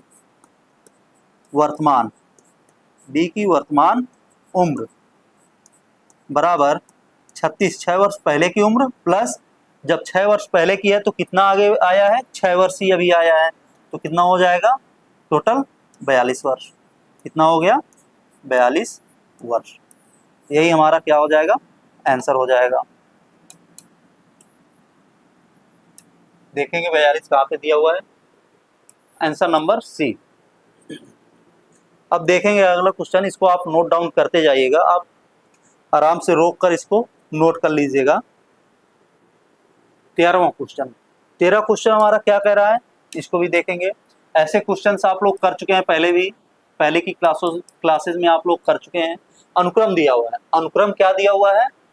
14 दिया है, 10 दिया है, 6 दिया है, 2 दिया है, फिर एंड दिया है का 14वां पद ज्ञात कीजिए। इसका 14वां पद ज्ञात करा रहा है। तो सबसे पहले हम ये देखेंगे कि जैसे 2 व्यक्ति खड़े होते हैं, एक व्यक्ति, 2 व्यक्ति, 2 व्यक्तियों के बीच में कितने का गैप आता है? एक का गैपिंग आती है, एक का गैप आता है। और यहीं पर यदि हम 3 4 व्यक्ति खड़े कर दें, 4 व्यक्ति खड़े कर देते हैं तो 4 व्यक्ति में अब हमें कितने का गैप आ जाएगा? 1 2 3। कितने का गैप आ गया? 3 का। ये क्या आया है? 3 का गैप कब आया है? जब 4 व्यक्ति खड़े हैं। मतलब जितने व्यक्ति रहेंगे उससे एक कम गैप आएगा हमारा। कहने का मतलब ये हुआ कि जितने व्यक्ति हैं उससे एक कम गैप है। तो यहाँ कितना पूछ रहा है? 14वां पद पूछ रहा है। जब यहाँ 14वां पद पूछ रहा है तो यहाँ कितने की गैपिंग होगी? 13 की। क्या होगी? 13 की गैपिंग होगी। मतलब 14 पदों में 14 पद खड़े हैं अगर, तो उसमें कितनी गैपिंग होगी? 13 की गैपिंग हो जाएगी। सेम प्रोसेस, 13 की गैपिंग। अब हम देखते हैं कि इनमें प्रत्येक में कितने अंक घट रहा है। कितने अंक घट रहा है? 10 में से 14 घटाया तो कितना आ गया? -4। क्योंकि अगली संख्या से ही हम पिछली संख्या घटाते हैं। अगली संख्या से यदि हम पिछली संख्या घटाएंगे तो प्रत्येक में कितने का सार्वंतर आएगा? ये एक सीरीज भी होती है, ये आपकी समांतर सीरीज होती है, अरिथमेटिकल सीरीज होती है, तो इसको हम सार्वंतर भी बोलते हैं। सभी में बराबर रहेगा। जब हम अगली संख्या से पिछली संख्या घटाएंगे तो -4 आ जाएगा। तो -4 यदि प्रत्येक में -4 आ रहा है, प्रत्येक गैप में -4 आ रहा है, तो 13 गैपों को भरने के लिए कितना आ जाएगा? कितने का अंतर आ जाएगा, 13 चौके 52, कितना आ जाएगा, 52 का अंतर आ जाएगा। और ये 52 का अंतर कहाँ से आया है, पहले पद से आया है। तो पहले पद से 52 का अंतर आया है, तो पहला पद क्या है, 14 है। 14 में हम क्या करेंगे, इसको जोड़ देंगे, माइनस के साथ ही हम जोड़ेंगे तो क्या हो जाएगा, ये धन ऋण का गुणा क्या हो जाएगा, ऋण माइनस। तो इसको हम जोड़ेंगे तो कितना आ जाएगा, 12 में से 4 गए 8 आ गया, और 4 में से 1 38, माइनस कितना आ गया, 38। ये हमारा क्या हो जाएगा, आंसर। आप लोग ऐसी सीरीज को आराम से करिए, बस मुजबानी करिए, आराम से हो जाएगी। ये हमारा बी नंबर आंसर हो गया, -38। अब देखते हैं 14वां क्वेश्चन क्या है। पानी से पूरी तरह भरे हुए एक पात्र का भार, पानी से जो पूरा भरा हुआ है उस पात्र का भार कितना है, 15 किलोग्राम। जब यह पात्र 1/4 भाग भरा है, जब इस पात्र का 1/4 भाग भरा हुआ है पानी से, तब उसका भार 5 किलोग्राम होता है। जब यह 1/4 भाग भरा हुआ है तो 5 किलोग्राम होता है। तो खाली पात्र का भार होगा, जो खाली पात्र है उसका भार क्या होगा। तो इसको सॉल्व करने के लिए सबसे पहले हम देखेंगे, समीकरण बनाएंगे। इसको समीकरण के माध्यम से सॉल्व करेंगे, बहुत बढ़िया समझ में आएगा, और कुछ करना नहीं है। सबसे पहले हम ये देखेंगे, जो पात्र है उसको हम क्या करेंगे, पी से डिनोट कर लेते हैं पात्र, और पानी को हम वाटर से डिनोट कर लेते हैं, वाटर पार्ट। वाटर हो गया और ये पात्र हो गया। तो इसको हम बनाएंगे पहले, ये हो गया पात्र, ये हो गया वाटर अर्थात पानी। वाटर हो गया, दोनों का योग कितना आ रहा है, 15 किलोग्राम, 15 केजी आ रहा है। अब कह रहा है जब पानी कितना भरा हो, 1/4 भाग भरा हो। तो ये हो गया पात्र, और पानी को हम 1/4 भाग भर देते हैं, पानी का चौथा भाग 1/4 भाग भर देते हैं, तब कितना किलोग्राम होता है इसका, 5 किलोग्राम। अब एक बात ये सोचने वाली है सॉरी, ये सोचने वाली है, यदि कोई पात्र है उसमें पानी चाहे जितना भरा हो, या तो फुल भरा हो या तो फिर हाफ भरा हो, तो पात्र के वजन में कोई कमी नहीं आएगी, पात्र का वजन उतना ही रहेगा। केवल किसमें कमी आएगी, कमी या ज्यादा आएगी, वो जो द्रव भरा हुआ है उसमें कमी या फिर अधिकता आएगी। तो इसको हम सॉल्व करेंगे, ऐसे ही सॉल्व कर लेंगे, प्लस प्लस है तो इसको क्या कर देंगे, माइनस, नीचे वाला हम घटा देंगे, तो सभी चिन्ह बदल जाएंगे, ये कैंसिल हो जाएगा। तो बचा कितना, W अर्थात वाटर माइनस वाटर का चौथाई भाग बराबर कितना केजी आ गया, 10 केजी।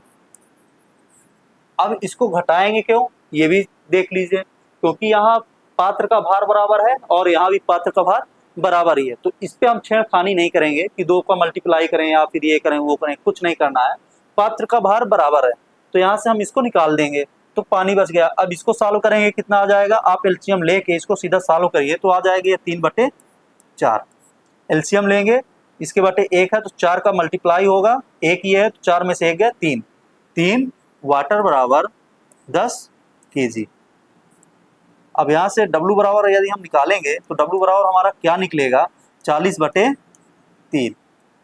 अब इसको ना निकालें तो ना निकालें, हम अगर निकालना भी चाह रहे हैं तो इसको निकाल भी सकते हैं, और आगे इसको यदि हम सॉल्व करेंगे तो क्या आ जाएगा, 13 39, 13.333 13.333 ये आ जाएगा। अब इसको जब हम यहाँ रखेंगे, W का मान यहाँ पे रख देंगे फर्स्ट समीकरण में। जब हम W का मान यहाँ फर्स्ट समीकरण में रखेंगे तो क्या आ जाएगा, P बराबर आ जाएगा 15, यहाँ लिखेंगे 15 माइनस, और W का हम मान रख देंगे 13.333। अब P बराबर क्या आ जाएगा, P बराबर आ जाएगा, दशमलव यहाँ लगा के 0 0 0 कर लेंगे, तो ये वाला 3 जाएगा 10 से कितना आ जाएगा, 7, ये वाला 3 जाएगा तो आ जाएगा 6, ये वाला 3 जाएगा तो 6 दशमलव, यहाँ 4 बचा, 4 में से 3 गए 1, 0 1 से 1 कैंसिल। तो ये पात्र का भार कितना हो गया, इतने किलोग्राम। यदि 2 अंक तक ले रहा है तो 2 अंक तक ही हम लगा देंगे, तो 1.66 7 किलोग्राम। तो यहाँ कौन सा ऑप्शन टैली कर रहा है, इसमें 1.667 किलोग्राम। अब इसको हम देखेंगे, ये जो है ये 5 से बड़ा है, जो निकटतम मान लिया जाता है वो 5 से अगर बड़ा है तो 1 जुड़ जाता है आगे, तो ये क्या हो जाएगा 1.67 केजी। या तो हम 3 अंक तक ना लेके यहीं से हम अगर घटा देते हैं, यहीं से घटा देते हैं, तो ये हमारा आ जाएगा 1.67 केजी। तो ये हमारा क्या हो जाएगा आंसर, 1.67 केजी। ये क्या हो गया, पात्र का भार हो गया। अब देखते हैं अगला क्वेश्चन। एक टंकी को एक नली से 3 घंटे में भरा जा सकता है, किंतु रिसाव के कारण टंकी को भरने में 2 घंटे का अतिरिक्त समय लगता है। 2 घंटे का अतिरिक्त समय लगता है जब उस पे रिसाव होता है, तो रिसाव के कारण टंकी को पूरी तरह खाली होने में कितना समय लगेगा। रिसाव के कारण जब टंकी पूरी भरी होगी जब टंकी भरी होगी तो पूरी तरह खाली होने में कितना समय लग जाएगा, क्वेश्चन ये कह रहा है। अब इसको सॉल्व करेंगे हम लोग पहले भी देख चुके हैं।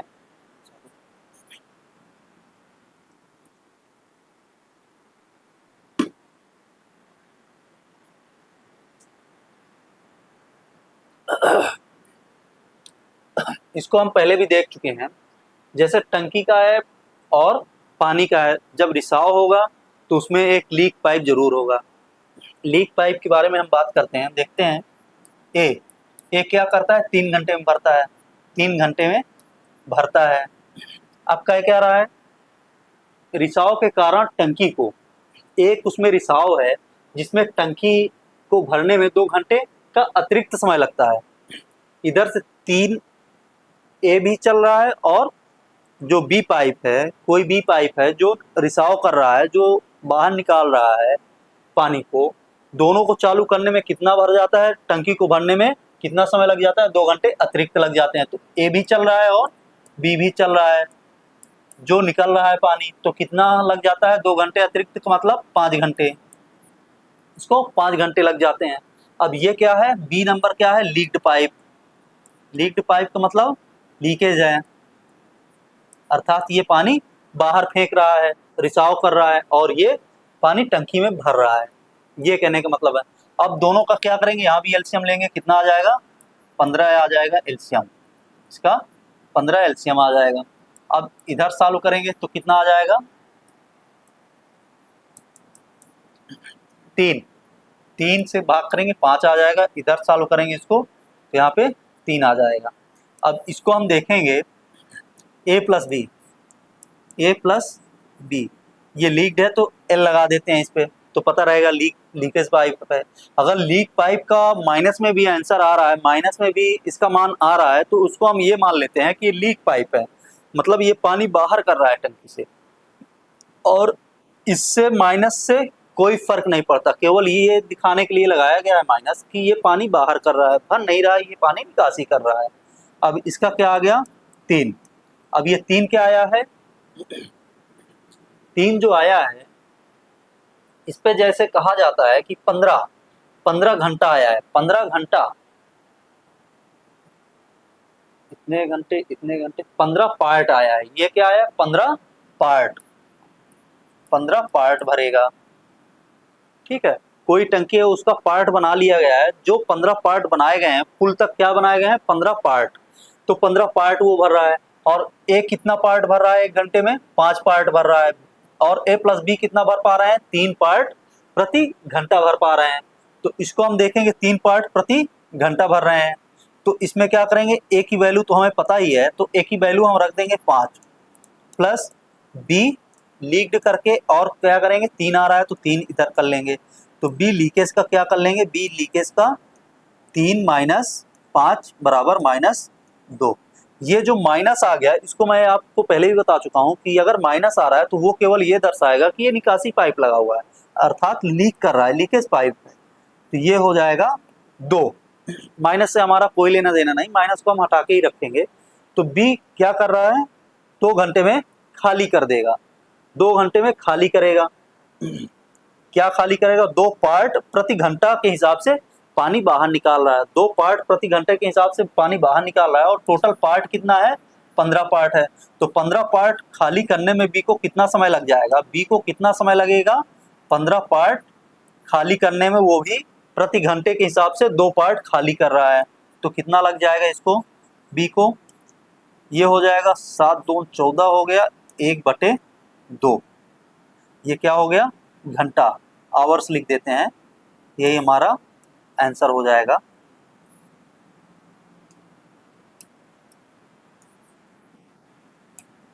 आंसर अर्थात 7 सही 1/2 घंटा, डी नंबर हमारा आंसर हो जाएगा। इसको आप नोट कर लीजिएगा। अगला क्वेश्चन 16। दोस्तों एक बार फिर से मैं यही कहना चाहूँगा कि आप लोग हमारे चैनल को सब्सक्राइब करें, जितना अधिक से अधिक हो सके सब्सक्राइब करें और लाइक शेयर ज़रूर करें, जिससे हमको मोटिवेशन मिलता है। आप लोग जितना लाइक करते हैं या फिर जितना कमेंट्स करते हैं उतना ही हमको मोटिवेशन मिलता जाता है।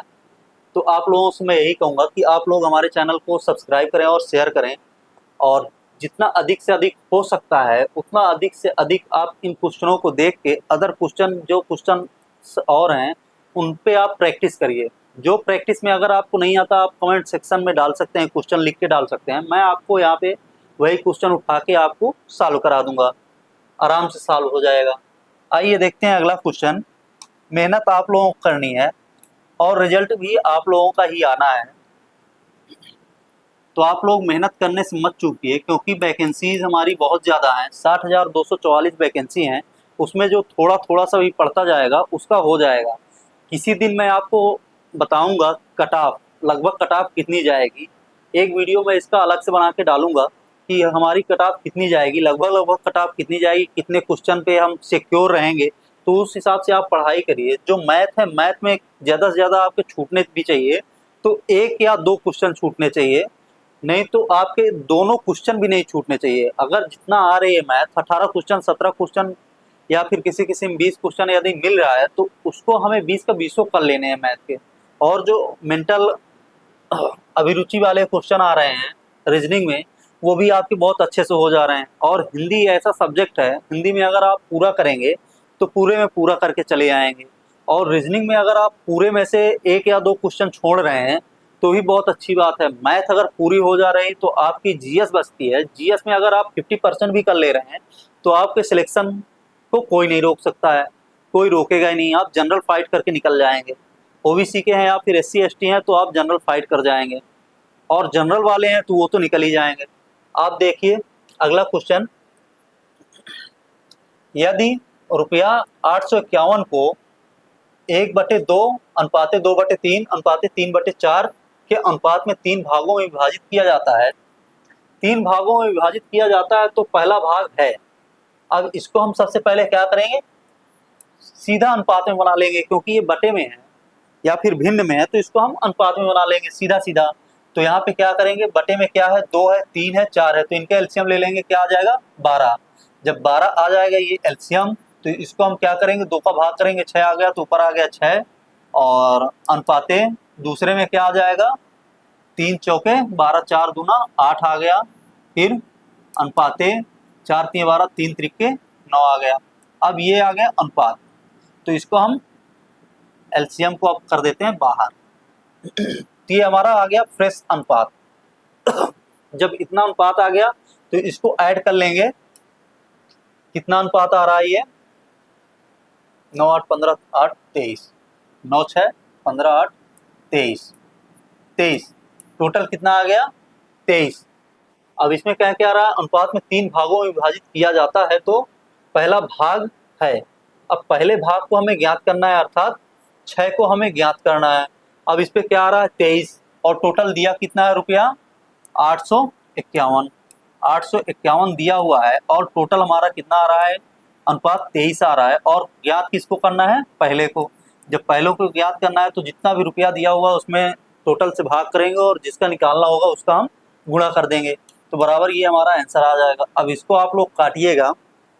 इसको काटने के लिए सबसे बढ़िया तरीका है कि हम देखेंगे कि नियर अबाउट कितने पे पहुंच रहा है ये। अगर हम यहाँ पे कौन सी संख्या ऐसी है जिसपे लास्ट में हमारा 1 आएगा 3 में मल्टीपल करने पर, 7 है, तो सबसे पहले 7 रख लेंगे।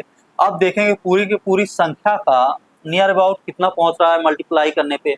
यदि हम इसको 3 से करेंगे तो कितना आ जाएगा, 3 त्रिका 9, 6 3 दूनी 6, 69। यदि हम 4 से करेंगे तो 4 तियां 12 की 2 आ गया, 4 दून 8 1 9। ये क्या हो जा रहा है, अधिक हो जा रहा है। 92 क्या हो जा रहा है, अधिक हो जा रहा है। तो इसका मतलब क्या है, 69 वाला सही है। 3 बार ले जाएंगे तो 3 बार चला गया। अब इसको आप कैंसिल आउट भी करेंगे तो आराम से ये इतने बार में कट जाएगा।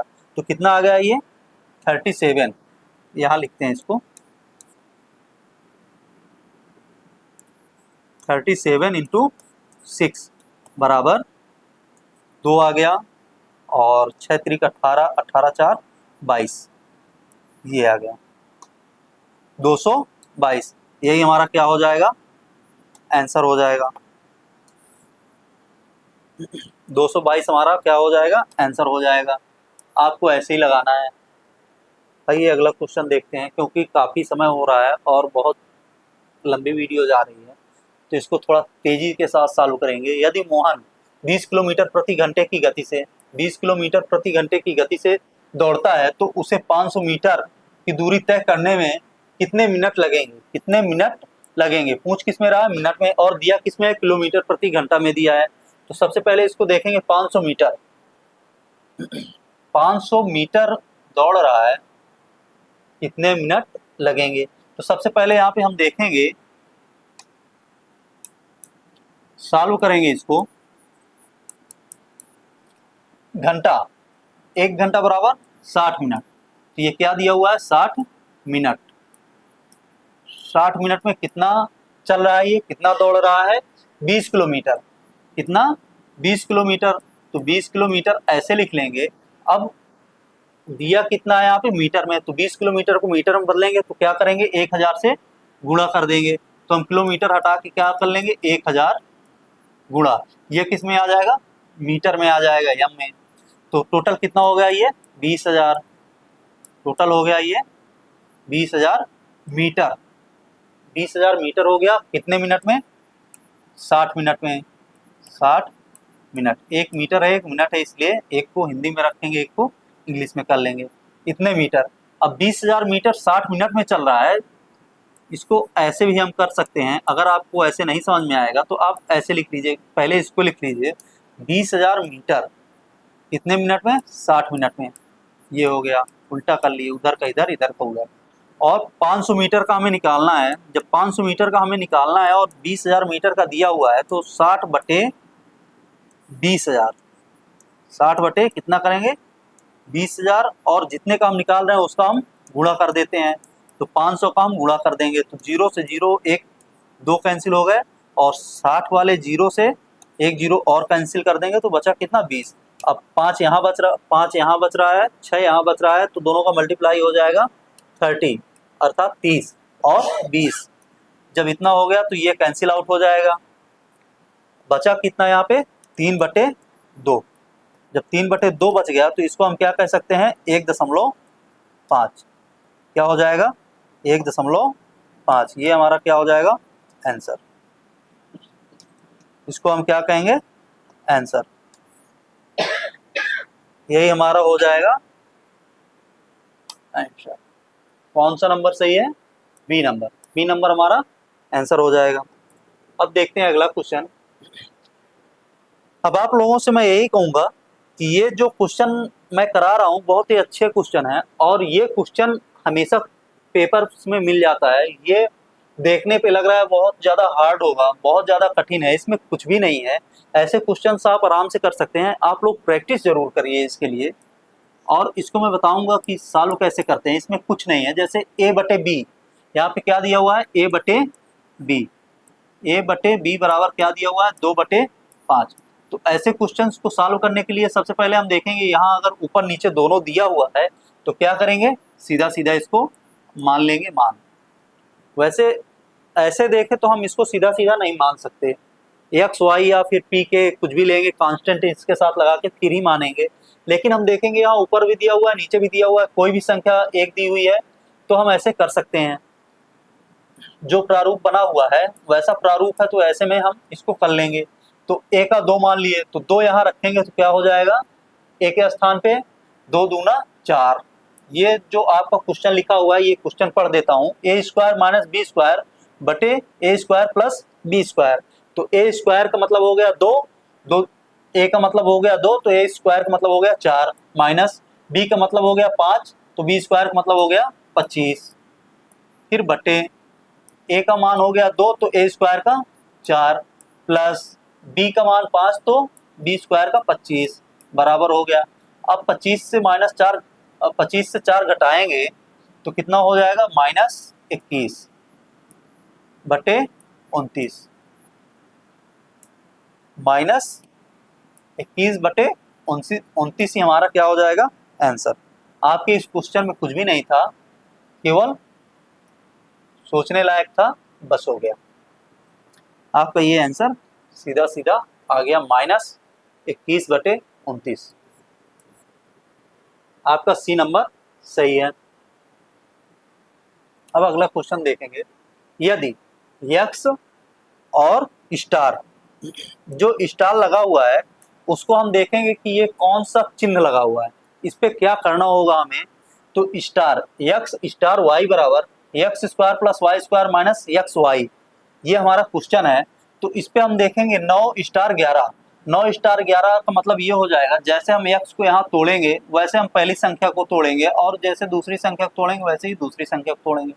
तो इससे हम क्या देखेंगे कि 9 का क्या हो जाएगा स्क्वायर, 9 का स्क्वायर कितना हो जाएगा 81, फिर प्लस 11 का स्क्वायर क्या हो जाएगा, क्योंकि y बराबर 11 है तो y का मान क्या है स्क्वायर है, तो 11 का स्क्वायर 121 माइनस, अब इन दोनों का मल्टीप्लाई कर लेंगे तो 11 नहीं हम 99 हो गया। अब इसको सॉल्व करेंगे तो कितना आ जाएगा, 2 आ गया ये, और 8 2 10 आ गया, ये 2 आ गया,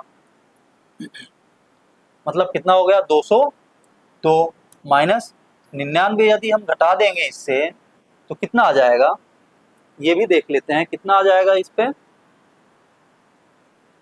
12 3 आ गया और 10 0 103, ठीक है 103, ये हमारा क्या आ गया, मान आ गया।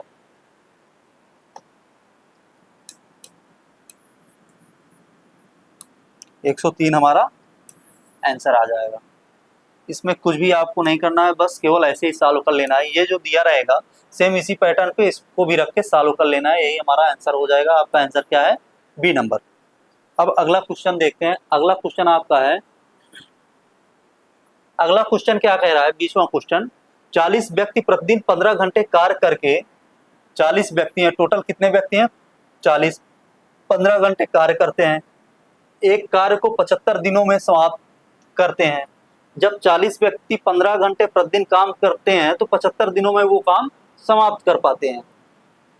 तो 60 व्यक्ति, अब ये 60 दिया हुआ है, इसको आप ध्यान दीजिएगा। तो 60 व्यक्ति प्रतिदिन काम करते हैं, वो भी 10 घंटे काम करते हैं, काम करके 3 गुना कार्य, जितना कार्य ये समाप्त कर रहे हैं ये तो केवल 1 गुना कार्य समाप्त कर रहे हैं, ये 3 गुना कार्य को कितने दिनों में समाप्त करेंगे। अब ये पूछ रहा है कि एक कार्य को, केवल एक कार्य है, 40 व्यक्ति 15 घंटे काम करके 75 दिनों में उसको समाप्त कर देते हैं। तो 60 व्यक्ति प्रतिदिन काम करेंगे, 10 घंटे प्रतिदिन काम करेंगे, तो जो काम ऊपर कर चुके हैं वो लोग, उसका 3 गुना काम ये कितने दिनों में समाप्त करेंगे। तो ऐसे क्वेश्चंस को सॉल्व करने के लिए आप लोगों ने पढ़ा होगा, पहले भी पढ़ा होगा, आप लोग कहीं ना कहीं कोचिंग किए होंगे तो आप लोग जानते होंगे, या कोचिंग नहीं किए हैं तो उसको बता देता हूँ कि फार्मूला इसका होता है, इसका फार्मूला होता है सीधा सीधा MD M1 D1, और यदि T1 दिया है तो T1 बराबर M2 D2 T2, ये इतना हो गया। अब यदि वर्क दिया हुआ है, काम दिया हुआ है इसका, तो काम यदि दिया हुआ है तो इधर या तो हम यहाँ लगाएंगे, तो यहाँ पे क्या लगाएंगे, दूसरे वाले काम को इधर मल्टीप्लाई करेंगे और पहले वाले काम को उधर मल्टीप्लाई करेंगे। यदि मल्टीप्लाई नहीं करना चाह रहे हैं, हम गुणा नहीं करना चाह रहे हैं, तो हम यहाँ पे सीधा सीधा रख लेंगे कि यदि M1 D1 T1 वाला पार्ट है तो यहीं पे हम W1 कर लेंगे और इधर हम क्या कर लेंगे, W2 कर लेंगे। तो ये हमारा फार्मूला होता है इसका, ये निकालने का। अब इससे हम क्या करेंगे, इसको सॉल्व करेंगे। रख लेते हैं क्या क्या दिया हुआ है इस पे। सबसे पहले तो हम ये देखते हैं क्या क्या दिया हुआ है। M1 कितना दिया हुआ है, 40, और T1 कितना दिया हुआ है, 15 घंटे, और कार्य दिया हुआ है 75 दिनों में समाप्त करते हैं। D1 कितना दिया हुआ है, 75, और W1 कितना दिया हुआ है, W1 एक काम है, एक गुना काम है। और यहीं पे हम निकालते हैं M2 कितना दिया हुआ है, 60 व्यक्ति, और T2 कितना दिया हुआ है, 10 घंटे, और D2 हमें क्या करना है, ज्ञात करना है क्या होगा। और W2 क्या दिया हुआ है, W2 3 दिया हुआ है। तो जितनी इंफॉर्मेशन ये दी हुई है उसको हम इस पे रख देंगे और रखने के बाद सीधा हमारा आंसर आ जाएगा। अब इसको रखते हैं, कितना आता है, 40। सबसे पहले इधर रखेंगे हम, 40 आ गया, 40, 40 गुणे 15 गुणे 75 D1 बटे W1 अर्थात 1 बराबर कर देंगे। फिर क्या रखेंगे, M2 अर्थात 60 गुणे, फिर रखेंगे T2 10, फिर गुणे D2 कुछ नहीं है तो D2 ही रख देंगे, इसको इसका मान निकालना है। W2 क्या हो जाएगा, 3। अब इसको काट लेंगे हम। सबसे पहले कैंसिल करेंगे, कैसे कैंसिल होगा ये हम देखेंगे। तो यहाँ से करेंगे हम 40, इधर 10 है, 0 हो गया, 0 0 कैंसिल हो गया, ये कैंसिल कर लेंगे। अब 4 एकम 4, 15 चौके 60, 15 बार में चला गया, इस पार से उस पार कैंसिल कर लेंगे, कुछ नहीं अगर प्लस में तो। फिर 15 एकम 15, 15 एकम 15, ये कैंसिल हो गया। अब बच क्या गया, D2 बराबर क्या बच गया, इधर 75 हो गया गुणे 3। तो D2 बराबर हम क्या निकाल लिए, मल्टीप्लाई कर देंगे, 5 आ गया, 7 त्रिक 21, 1 22, 225। आप लोग इसका गुणा करिएगा, 3 5 15, 3 7 21, 1 22, यही हमारा आंसर हो जाएगा। अर्थात 225 दिन, 225 दिन। यहाँ पे डेज नहीं लिखा हूँ, डेज आप डाल लीजिएगा, 325 दिन। ये रहे आपके सारे क्वेश्चन, 20 क्वेश्चन हो चुके हैं। और आपसे एक विनम्र निवेदन करूंगा, या तो निवेदन मान लीजिए या तो ये कहिए कि जो पढ़ा रहा हूँ वो अगर आपको अच्छा लगे तब आप करिए। आप लोग मेरे चैनल को ज़्यादा से ज़्यादा सब्सक्राइब करिए, लाइक करिए, शेयर करिए, जिससे हमारा मोटिवेशन बढ़े और आपके लिए और भी अच्छे अच्छे क्वेश्चंस मैं ला सकूं। ये तो अभी प्रैक्टिस बैच है, जब आप हमारा चैप्टर वाइज चैप्टर क्लास करेंगे या फिर क्लास के वीडियोस देखेंगे तो आप लोग कहेंगे बहुत अच्छी ट्रिक्स है, बहुत अच्छा कॉन्सेप्ट है। इस कॉन्सेप्ट से कोई भी क्वेश्चन होगा हम आसानी से सॉल्व कर लेंगे। कोई भी ऐसा क्वेश्चन नहीं बचेगा आपका जो छूट के चला जाए, जिसको हम ना करवाएं। सारा का सारा क्वेश्चन आपको करवाएंगे, जो महंगी महंगी कोचिंगों में आपसे करवाते हैं, जो आपको पढ़ाते हैं, वो सारा का सारा कॉन्सेप्ट आपको यहीं मिल जाएगा ऑनलाइन में। आप लोग प्लीज़ शेयर करिए, सब्सक्राइब करिए, ज़्यादा से ज़्यादा सब्सक्राइब करेंगे तो जो वीडियोस मैं अपलोड करूँगा वो आपको पहले ही मिल जाएंगे, नोटिफिकेशन के द्वारा आपके चैनल्स पे दिख जाएंगे और आप उसको आराम से प्राप्त कर सकेंगे, कहीं ढूंढना नहीं पड़ेगा। तो लास्ट में बस इतना ही, फिर मिलते हैं अगली क्लास में, तब तक के लिए धन्यवाद।